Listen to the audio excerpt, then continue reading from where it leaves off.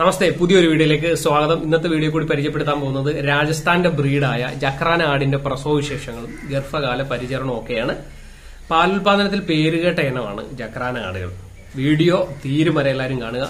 Video ആദ്യമായി കാണുന്നവർ subscribe ചെയ്യുക. കാർഷിക അറിവുകൾ നോട്ടിഫിക്കേഷൻ ലഭിക്കാൻ ബെല്ലൈക്കൻ പ്രസ് ചെയ്യുക. നേരെ വീഡിയോയിലേക്ക്. നന്ദി, നമസ്കാരം. രാജസ്ഥാന്റെ ബ്രീഡായി അംഗീകരിച്ചിട്ടുള്ള ആടാണ് ജക്രാന ആടുകൾ. രാജസ്ഥാനിലെ അൽവാർ ജില്ലയിൽ ബെഹാറോഡ് താലൂക്കിൽ ജക്രാന എന്ന ഗ്രാമമുണ്ട്.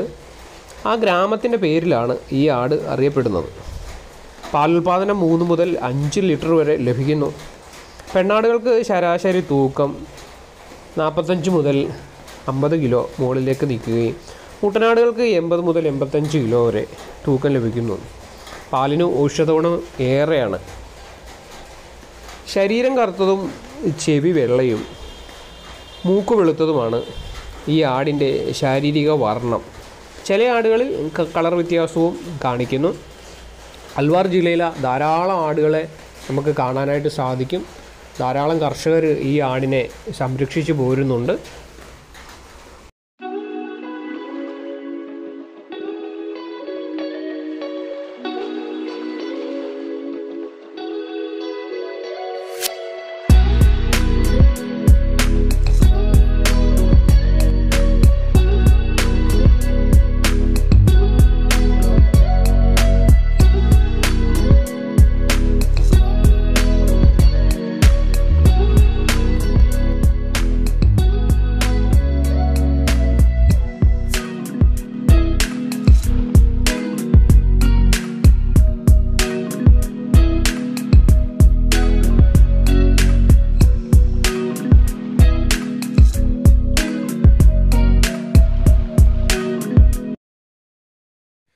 ആട് വളർത്തുന്ന കർഷകർ പ്രധാനമായിട്ടും അറിഞ്ഞിരിക്കേണ്ട ഒന്നാണ് ഗർഭകാല പരിചരണം.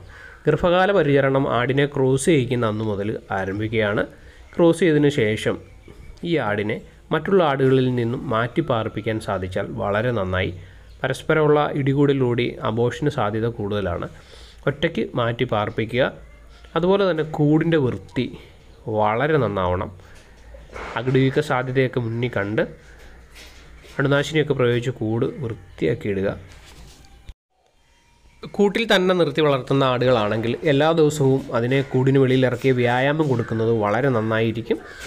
അതുപോലെ ഗർഭവതിയായ ആടിന് പോഷകസമൃദ്ധമായുള്ള ആഹാരം വളരെ അത്യാവശ്യമാണ്. നിലവിൽ നമ്മൾ കൊടുക്കുന്ന ആഹാരത്തിൻ്റെ കൂടെ അല്പം നല്ല ആഹാരങ്ങൾ ആഡ് ചെയ്യുക. കുട്ടികളുടെ വളർച്ചാ നിരക്ക് അനുസരിച്ച് ആടുകൾക്ക് ക്ഷീണവും തളർച്ചയൊക്കെ അനുഭവപ്പെടാം. വേണമെങ്കിൽ മാത്രം സപ്ലിമെൻറ്റുകളെ ആശ്രയിക്കുക. അല്ലാത്ത പക്ഷം നല്ല ഇലവർഗ്ഗങ്ങളും നല്ല പോഷകസമൃദ്ധമായുള്ള ഭക്ഷണങ്ങളും നൽകുക. ഗർഭവതിയായിരിക്കുമ്പോൾ TT ഇഞ്ചക്ഷൻ എടുക്കേണ്ടുന്ന സമയമാകുമ്പോൾ കൃത്യമായിട്ട് TT ഇഞ്ചക്ഷൻ എടുക്കുക. കുട്ടികളുടെ മരണനിരക്ക് ഒരുപാടാണ്. ഒരുപാട് കർഷകർക്ക് ടെറ്റനസ് മൂലം ആട്ടിൻകുട്ടികൾ നഷ്ടപ്പെടുന്നുണ്ട്. പൂർണ്ണമായിട്ടും അതൊഴിവാക്കാനായിട്ട് TT വാക്സിനേഷൻ വളരെ കൃത്യമായിട്ട് എല്ലാ കർഷകരും എടുക്കുക.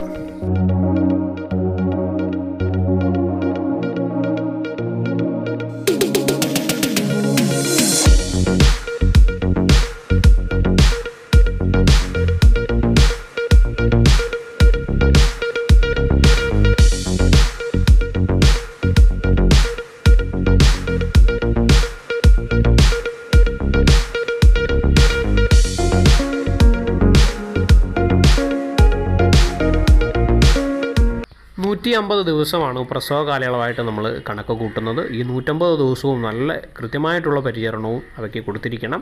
ചില ആടുകൾ 145 ദിവസം കഴിയുമ്പോൾ പ്രസവിക്കാറുണ്ട്. ചിലത് 150 ദിവസം കഴിഞ്ഞ് അല്പം മുന്നോട്ട് പോകാറുണ്ട്. ദിവസങ്ങളിൽ അങ്ങോട്ടും ഇങ്ങോട്ടുമൊക്കെ അല്പം മാറ്റം വരാം. ലാസ്റ്റ് സമയങ്ങളിൽ അകിടിൻ്റെ സംരക്ഷണം വളരെ കൃത്യമായിട്ട് തന്നെ ചെയ്യണം. അകിട് വീക്ക സാധ്യത കണക്കിലെടുത്ത് അകിടിന് നൽകേണ്ടുന്ന പരിരക്ഷയൊക്കെ വളരെ കൃത്യമായിട്ട് കർഷകർ നൽകുക.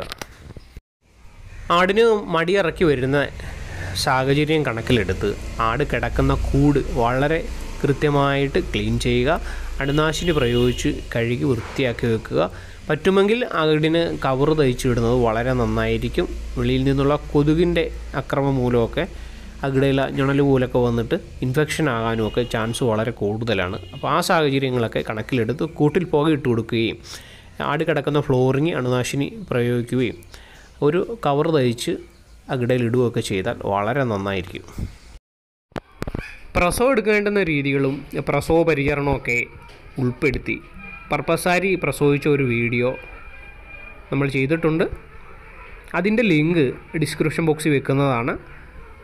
ആ പ്രസവവും കാണാൻ താല്പര്യമുള്ളവർക്ക് ലിങ്ക് സന്ദർശിക്കാവുന്നതാണ്.